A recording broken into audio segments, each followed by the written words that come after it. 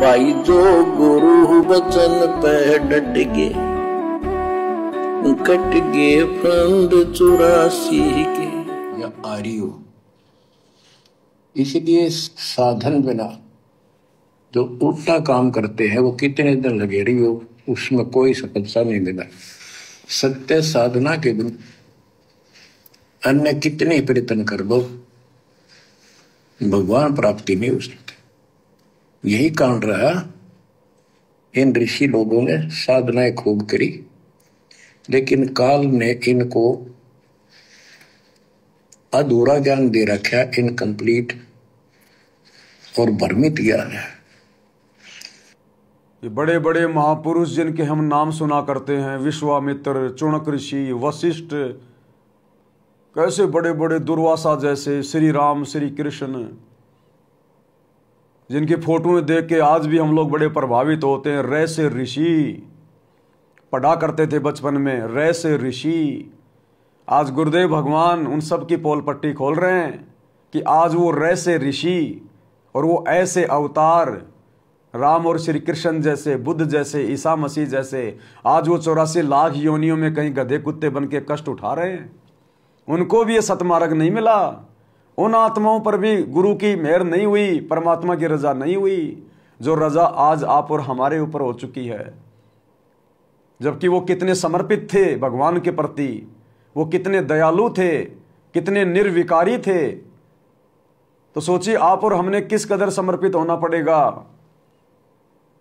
और यदि हम अपने गुरुजी पर आंख बंद करके विश्वास करके बैठ जाते हैं, ब्लाइंड फेथ कर लेते हैं, तो परमात्मा हमें पता भी नहीं चलेगा कब अपने जैसा बना लेगा। कीट न जाने भृंग को गुरु कर ले आप समान। तो कहते हैं एक के सादे सब सदे, सब सादे सब जाए, अरे माली सींचे मूल को फले फूले अगाए। जो माली होता है, बागवान होता है, वो पौधे की जड़ में पानी डालता है, और जड़ में पानी डालने से फूल भी खिलते हैं, फल भी लगते हैं, टहनियां भी बनती हैं, पेड़ भी बन जाता है। और यदि वो माली उस पेड़ के ऊपर पानी छिड़कता रहे और जड़ में पानी ना डाले, खाद ना डाले, वो पेड़ कुछ ही दिनों में सूख जाएगा। तो उस पौधे के केवल एक अंग की पूजा करने से पूरा पेड़ बन गया और फल लगे। इसी प्रकार भक्ति का मूल, भक्ति की जड़ है सतगुरु, क्योंकि सतगुरु के बिना भक्ति शुरू नहीं होती, भक्ति सफल नहीं होती। सतगुरु यहां से लेकर और सतलोक तक हमें साथ लेकर जाएगा। सतगुरु यहां से लेकर सतलोक तक हमारे साथ रहेगा, क्योंकि सतगुरु इस भक्ति रूपी पौधे की जड़ है, इस भक्ति रूपी पौधे की जड़ है।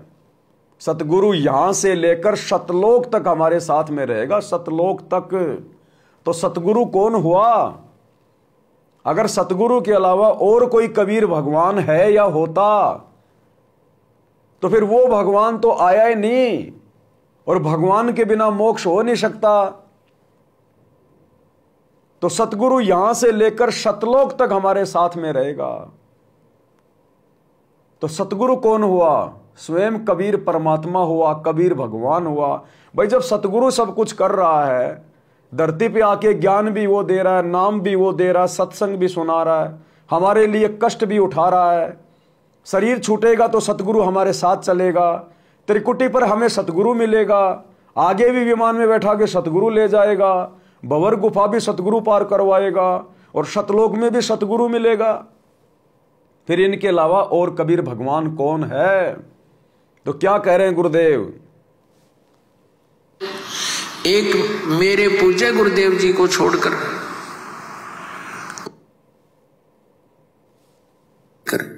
और सतलोक तक क्या कह रहे हैं? ध्यान से सुनिए भाई और बहनों। सतगुरु कहां से कहां तक हमारे साथ रहेगा?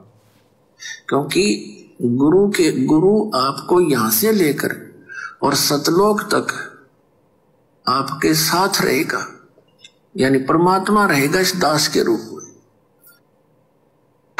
हमारी भावना इतनी अच्छी बन जाएगी। क्या कह रहे हैं गुरुदेव? कि सतगुरु यहां से लेकर सतलोक तक आपके साथ रहेगा, यानी परमात्मा रहेगा दास के रूप में।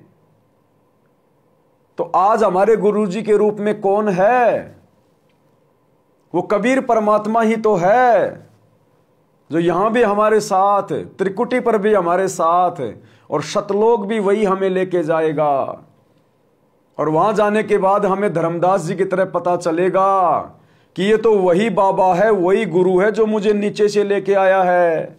ये तो अपने रूप को हल्का करके, अपने आप को छुपा के नीचे लीला कर रहा था गुरु रूप में। नानक जी ने देखा, रे ये तो वही जिंदा बाबा है जो मुझे बेई नदी से लेके आया है, सतलोक के सिंहासन पर भी यही बैठा है। गरीबदास जी ने भी देखा, रे ये तो यही जिंदा बाबा है जो नीचे मुझे छुड़ानी के खेतों में मिला था, मुझे ऊपर लाया है, सतलोक के सिंहासन पर भी यही बैठा है। तो जब हम सतलोक जाएंगे तो क्या हमें यही सतगुरु रामपाल जी भगवान नहीं मिलेगा क्या?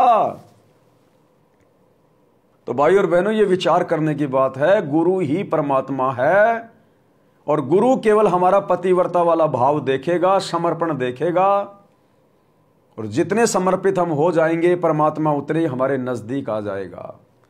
तो हमने एकमात्र उस बागवान की तरह, उस माली की तरह केवल जड़ की पूजा करनी है, जड़ का पालन पोषण करना है।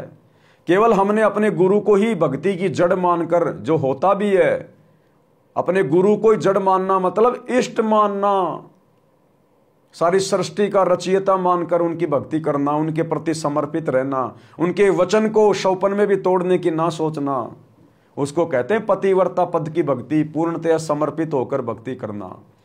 और ऐसी पतिव्रता आत्मा को फिर परमात्मा अपने आंचल में छुपाकर, इस काल को भी पता नहीं चलेगा आत्मा कौन से रास्ते से सतलोक चली गई। हमारा अगला कदम सतलोक में होगा। जो गुरु बचन पे डट के, कट गे फंद 84 के, कट गे फंद 84 के, कट गे फंद 84 के।